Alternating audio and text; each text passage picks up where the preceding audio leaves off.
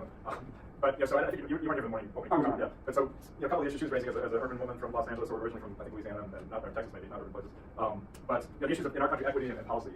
So is it like a luxury good that people that higher income people can afford it, or is there a way for lower income communities and communities of color to access what you're doing? And then because we wrestle with the same thing overseas, and there's the production side, great, but if nobody's buying my food, how do I survive, right? And how do I incentivize better soil management that solves climate change? No one's paying for that, right? That's exactly and so the policy piece. Are there certain policies that need to happen in terms of subsidies or supports from the government? Sure. The biggest thing is that everybody in the United States is treated equally. So if you're a giant industrial farm, or you're a farm that has 5 acres, you pretty much fall into the same rules. Now, there's a few exceptions, but the problem is that on a whole, the big certifying companies, the ODA, the USDA, the whatever, they don't want to mess with the small grower because it's just too much work and it's too cumbersome and they want it all to be big. So all the incentives are for the. That started back in the Nixon administration when Earl Butz, who was the president of the agricultural United States Department of Agriculture, said, "Hey, get big or get out. The small farm needs to get rid. We're done with them. Plant fence row to fence row. We're going to pay for your corn, wheat, and soy as a government. And if you can't do that, then shut it down and get to the city and do something else." And so we've got to. That's where I'm trying to create. Okay, with it. So my thing is.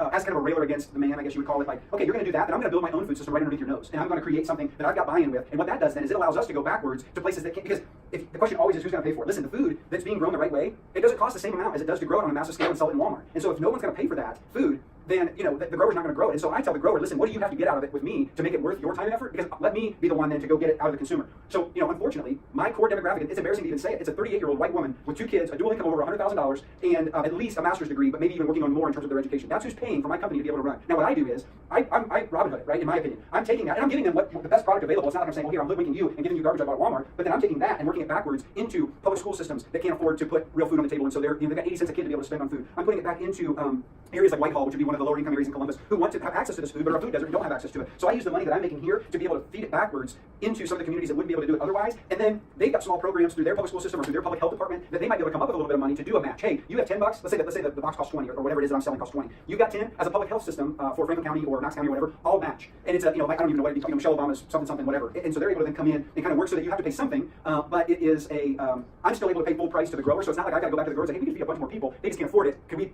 pay you cheaper prices on the food? Because then they're not going to make any money. And again, if it's not working for everybody, it's not working for anybody.